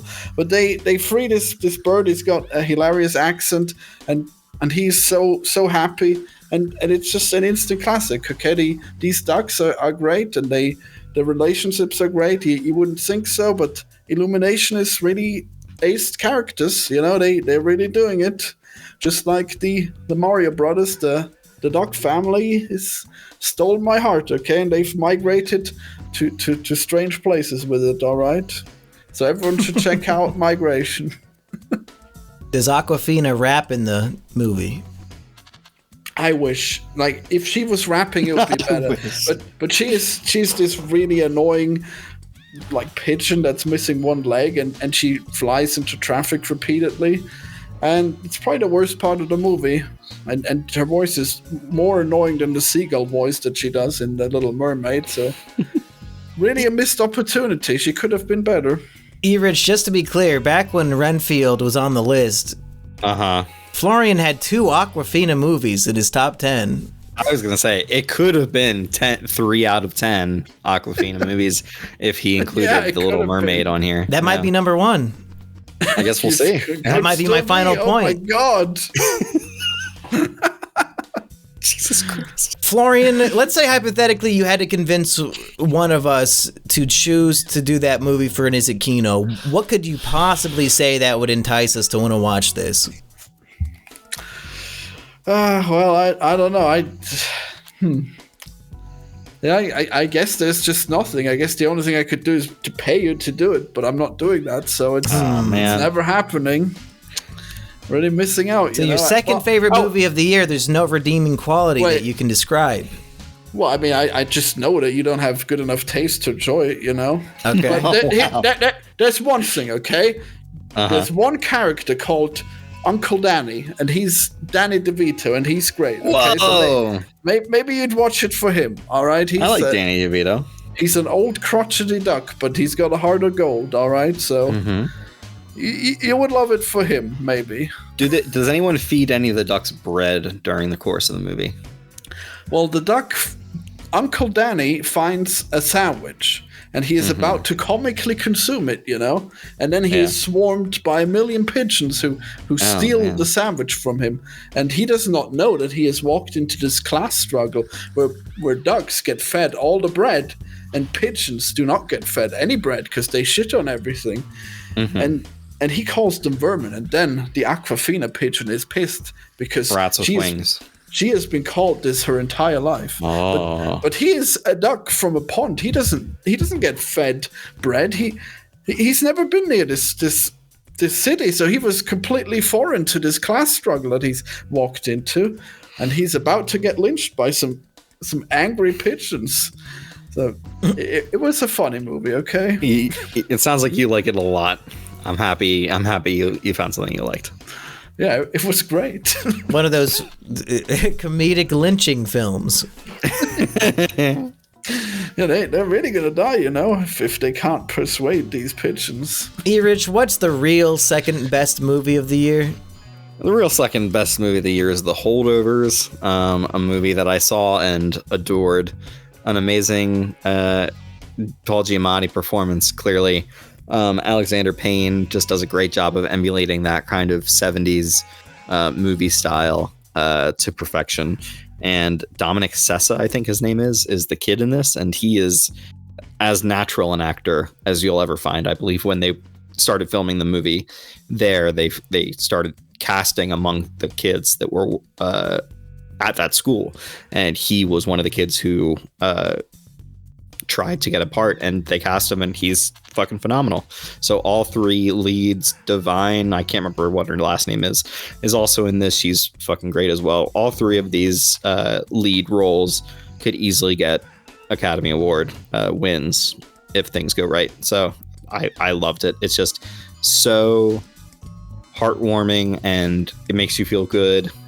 It does not deny the darkness that exists at school and that is happening to kids as they try to get through school. And yeah, it's just a great portrait of teaching, and yeah, it's great. As much as I said I wanted to live in the past to commit crimes, this movie in particular made me think of how boring it must have been to live in this time. Oh yeah. They barely can even sit there and just watch TV all day. You really have to be aware of your surroundings and communicating with other people for comfort and entertainment. And it's kind of despicably disgusting.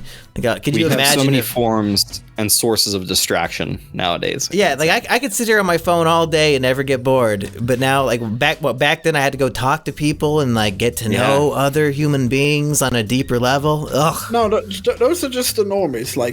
We could still watch TV all day. It'll be fun, okay?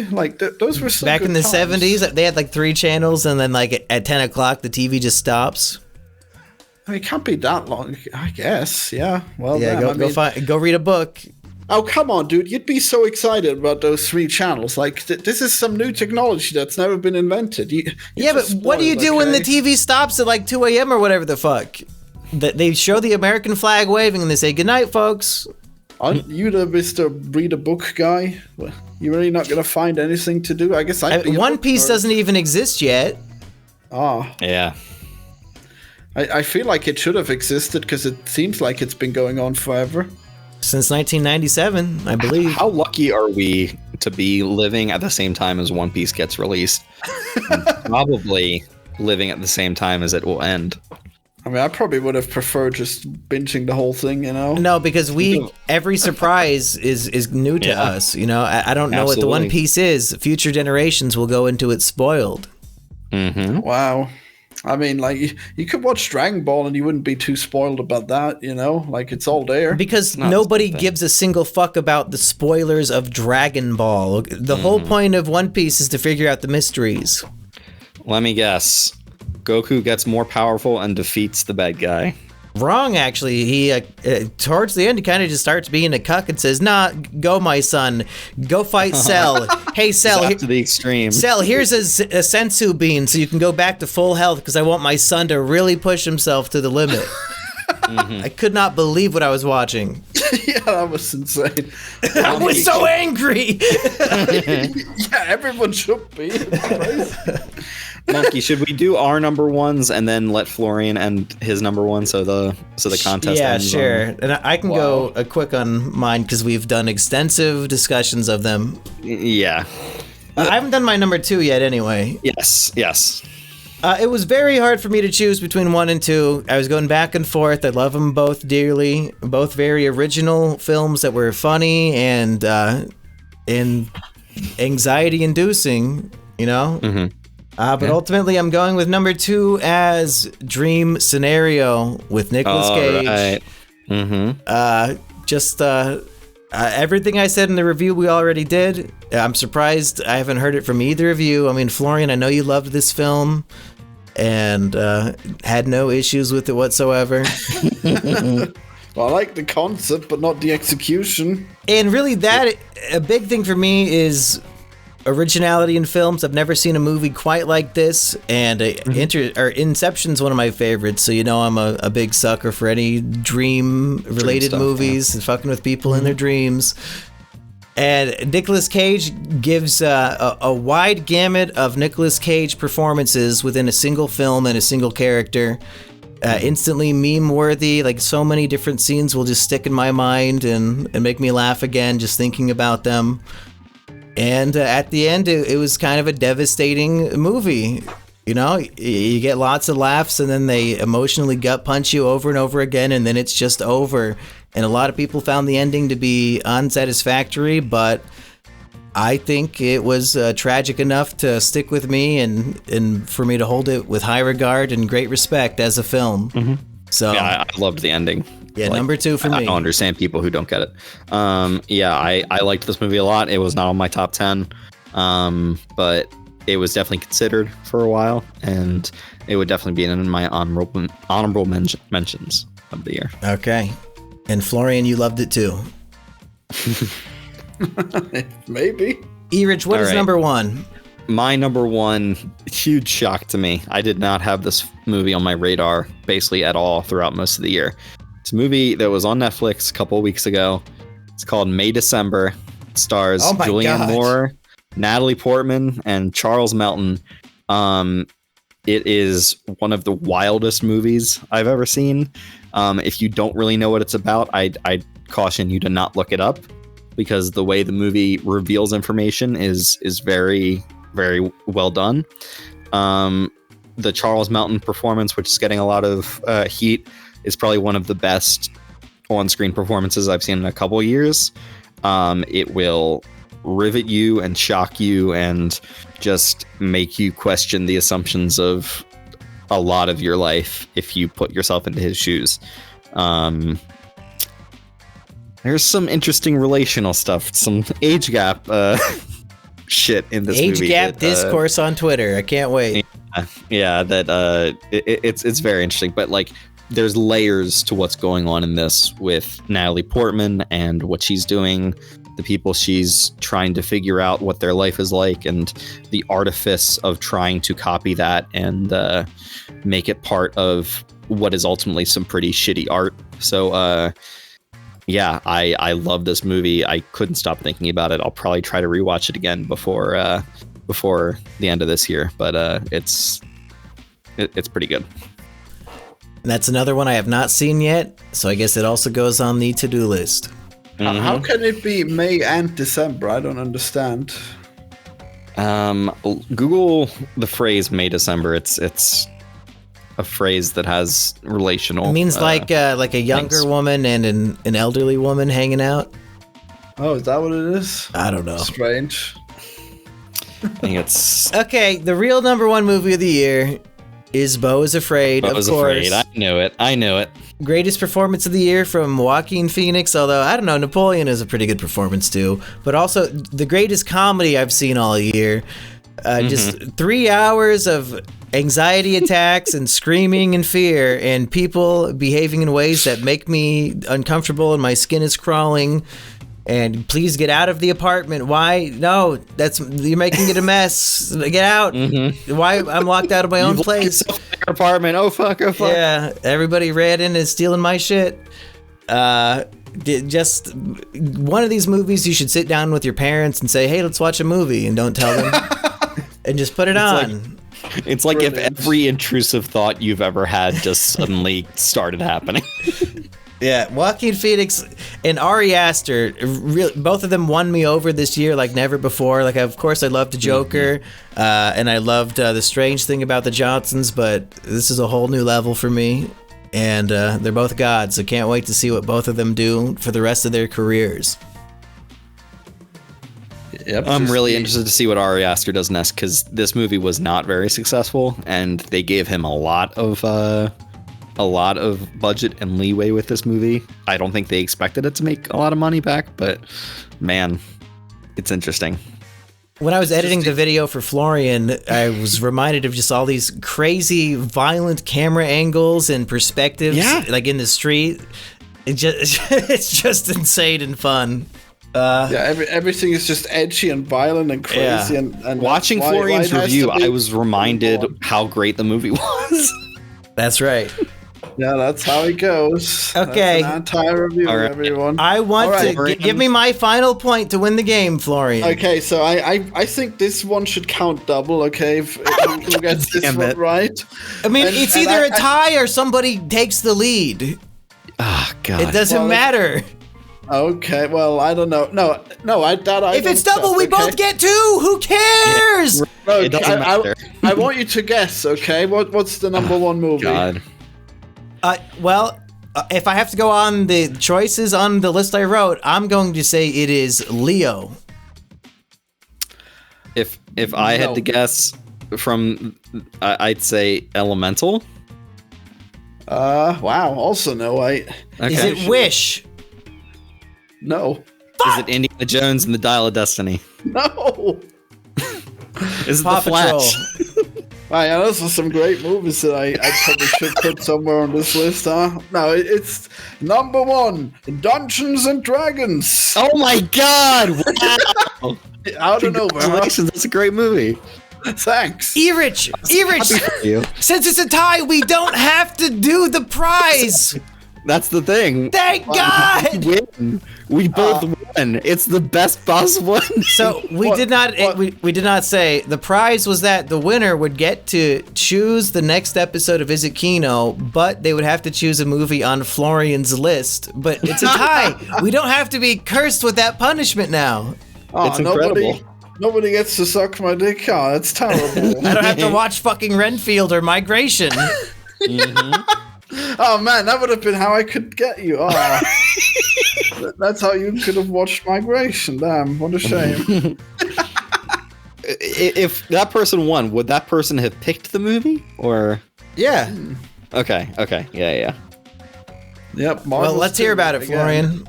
Yep. Well, I mean, like, I love video game movies, and this is a movie without even a video. It's just about a game, and the game is about telling a story. So it makes sense. There are other attempts of making role playing into a series or a movie, and this is probably the best one. And it's great, and everyone should have seen it. It's very creative. The magic is great. I mean, a lot of things have been said already, but the characters are definitely very interesting and worth relating to. Chris Pine won me over as my favorite Hollywood Chris. Oh, absolutely. He's clearly the best Chris. Come on. Yeah, he's done it. They're all great. Everyone should watch Dungeons and Dragons, and I guess now we don't get to because there was a tie. We already did that episode. Oh, damn. Yeah, I guess so. Okay, well, I guess I had more overlap with Florian than I thought I would, because we both had Dungeons and Dragons. Yeah, at least something. How many you have both you Napoleon overlapped? Too. I think you two had more overlap than me and you, or me and Florian. That's not Well, good. you both had both. Should we read off the list that we wrote for Florian? Yes. Sure. So I thought it would be The Marvels, Migration, Wish, Leo, The Flash, Mission Impossible, Elemental, Mario, Indiana Jones, and Ant-Man 3. Yeah, and I had... Jones. You had it at 5 stars on Letterboxd, dude. Really? Wow. All right. Renfield, Guardians of the Galaxy Volume 3, Ant-Man and the Wasp, Quantumania, Elemental, Mission Impossible Dead Reckoning, The Flash, Indiana Jones and the Dial of Destiny, Migration, The Marvels, and Super Mario Brothers movie. Oh my gosh. And see, I guess it was pretty good at the moment, but Fuck you for doing the Barbenheimer thing, dude. Holy shit. We got Wasn't fucked by memorable looking at his Letterboxd, and we trusted his 5-star reviews, and then he didn't do like half of them.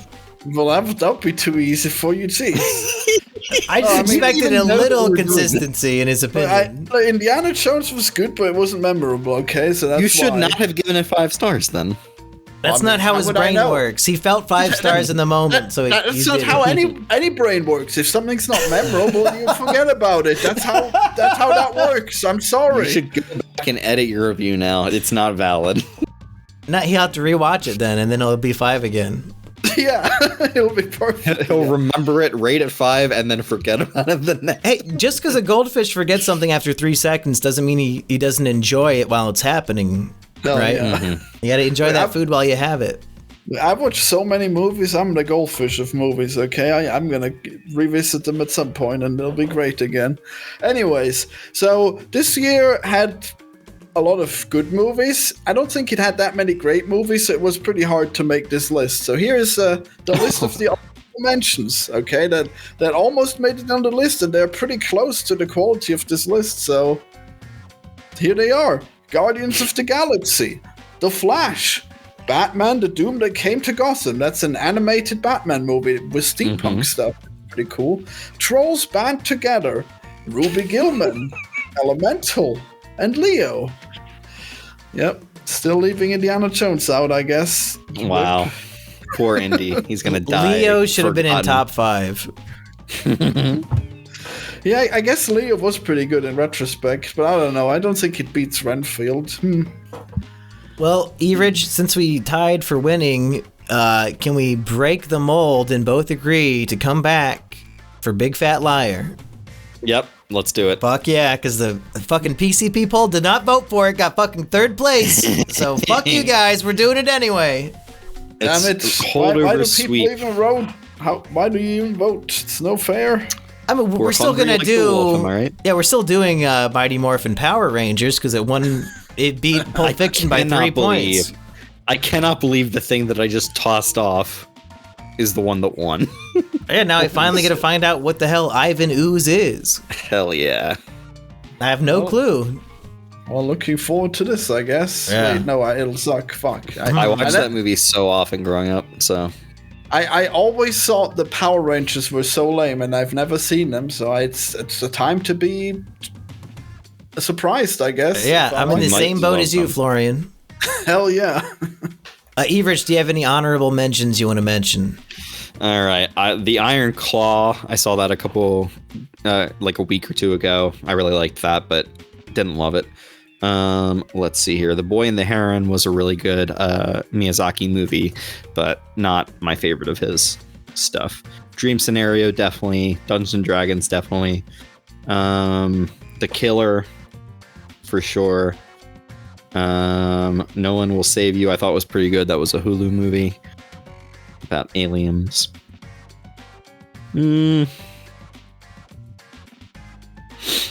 Cade the Tortured Crossing. Okay. How to Blow Up a Pipeline. Was pretty good. And then Infinity Pool. I say that those are my honorable mentions.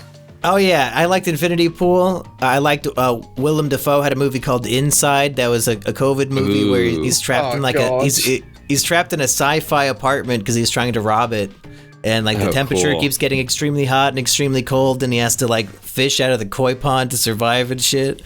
That sounds awesome. Holy it's shit. a fun movie. You'll never see Willem Dafoe like singing a song while weeping and shoving his face into a freezer like you will in this movie. So okay, you instantly sold me. yeah, Yep. it's a good one. There was a documentary on HBO called Telemarketers. That's kind of a movie. That was good. It's like a 3-part movie. Go read my 5-star review of that on Letterboxd, and go read my 5-star review of The Curse from Nathan Fielder on Letterboxd, because I cannot wait. I predicted the entire ending of the show after episode 2, and I put it in my review, and people in the comments are losing their shit, so go check that out. And yeah, that's pretty much it. I agree with Florian. I think this movie year was kind of weak. Really? Well, see, Did not love a lot of the stuff I was hyped for.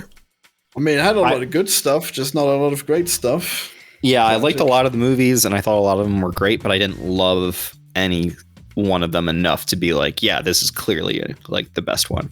Yeah, maybe I was being too picky, but there was not too many movies I wanted to give 5 stars.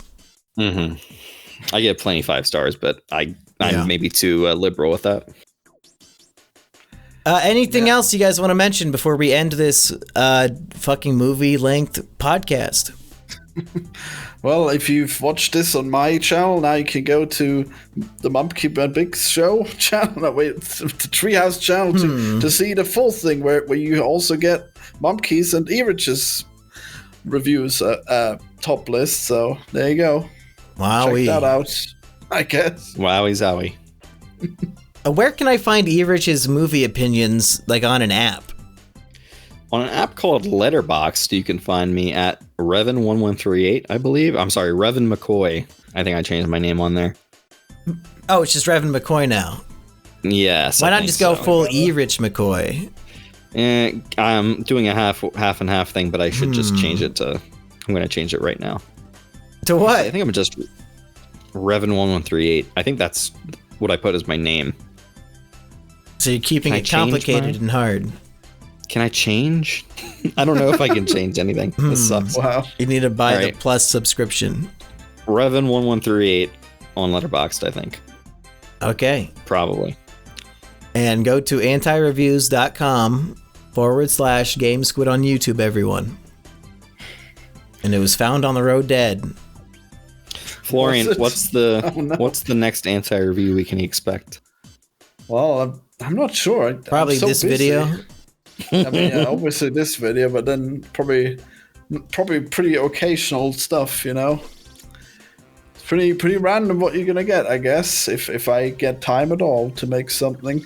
Well, stay tuned, because next week me and Erich are doing an Is It Kino on the Curse, and then we're gonna be doing Power Rangers and Big Fat Liar. So Big Fat Liar. We got a lot of Kino coming. Wow. Looking forward to this. Bye, everyone.